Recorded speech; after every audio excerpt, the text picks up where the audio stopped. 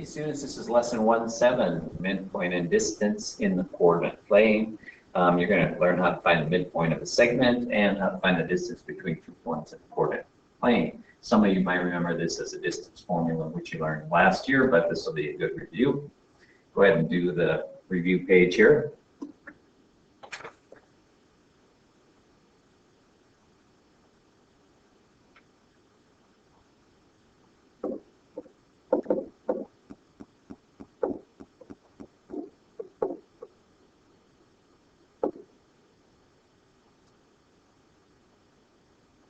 All right, so here's a key concept. To find the midpoint on a number line, you just add the 2 coordinates together and divide by 2. To find the midpoint in the coordinate plane, you need to add the 2 x coordinates together and divide by 2 to get the x coordinate of the midpoint, and add the 2 y coordinates together and divide by 2 to get the y coordinate of the midpoint. So if we're on a number line, all you would have to do is add the 2 together and divide by 2, so that would be 7. And to do it on a coordinate plane, it's a little different. I'm going to pause here. I don't think I need to do all these. You can go ahead and fill them in.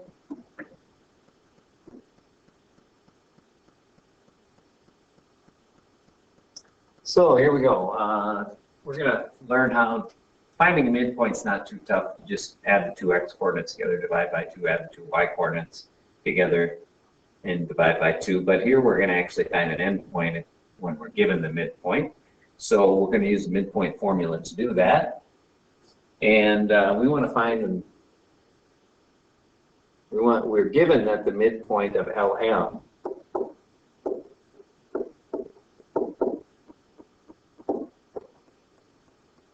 is equal to the coordinates 2, -1. And we know that if we add the 2 x coordinates together and divide by 2, add the 2 y coordinates together and divide by 2, that'll give us the coordinates of the midpoint, which in this case is the point 2, -1. So now I'm just going to substitute the other coordinate that I'm given of L, which is -3, -5.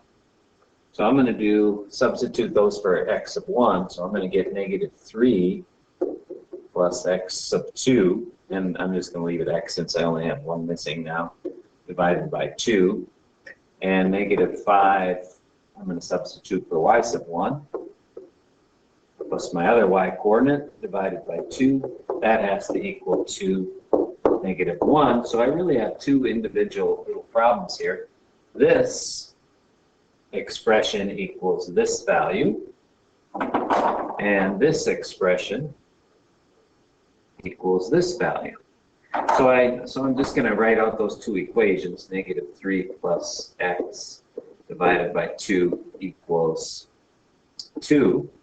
And to solve that, I'm just going to work backwards. I'm going to do 2. Since I'm dividing by 2, I'm going to multiply by 2. 2 times 2 is 4. And then up here, I'm adding -3, so I'm going to either subtract -3 or add +3. So 2 times 2 is 4, plus 3 is 7. X equals 7.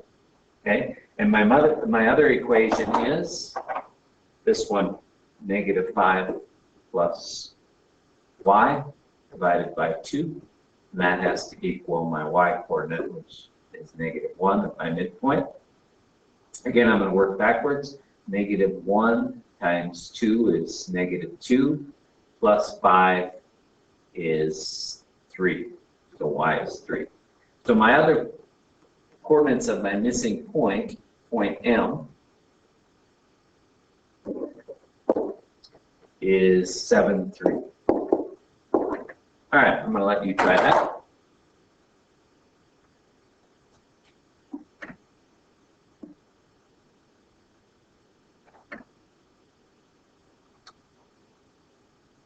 All right, the other formula we have to learn here in this lesson is the distance formula. And if you remember, the distance between 2 points A and B is given by this little equation here. It really comes from Pythagorean's theorem, and this little demonstration shows that the distance label D is actually c squared on this triangle.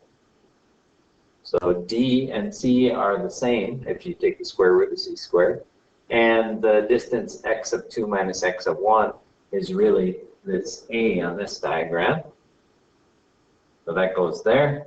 And y sub 2 minus y sub 1 is the B on this diagram. So the distance up is that leg, the distance across is that leg, and the way we find those distances is just by subtracting the corresponding coordinates. All right, so the distance here, using the distance formula, we're going to say is, and I'll just write the whole thing out, and then we'll substitute x of 1 minus x of 2 squared plus y sub 1 minus y sub 2 squared. Remember, because we're squaring them, it doesn't matter whether we subtract them one way or the other. Squaring them turns those numbers into positive numbers. So my two x coordinates, 6 and negative 5.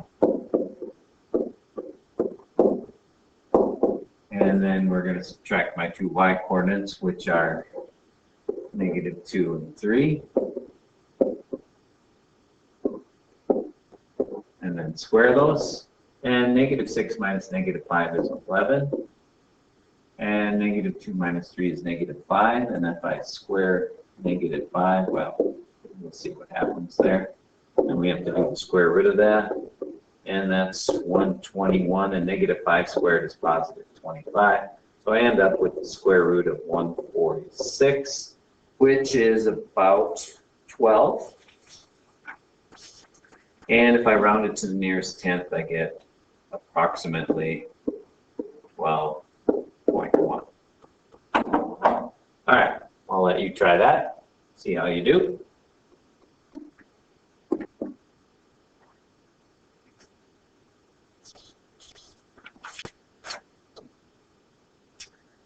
All right, we can use this formula to find distances, as long as we put those distances on a coordinate grid, which if you think of maps, that's the way it works. So here on this problem, we have a zip line course, and you start at platform A, which we don't really see, but and then you zip to each of the other platforms. How far do you travel from platform B to platform C? So we're going to put a line in right there from B to C. We're going from there to there.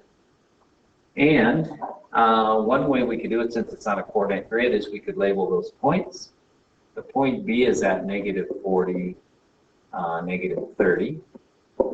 And point C is at the point 30, 10. Then we can use the distance formula.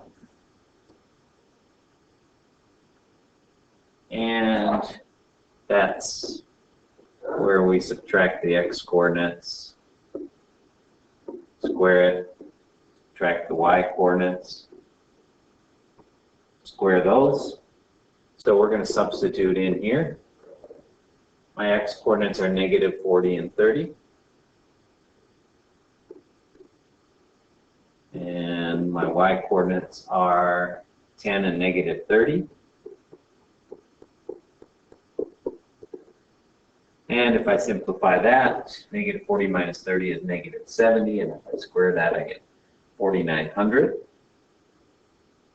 And negative 30 minus 10 is negative 40 squared is 1,600.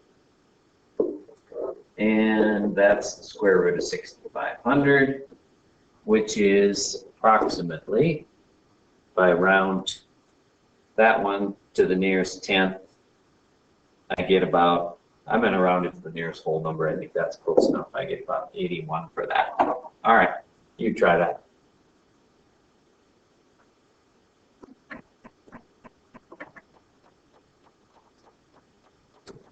All right, we're up to the lesson check. Go ahead and do this, and we'll work on this when you get back to class. I'll see you later.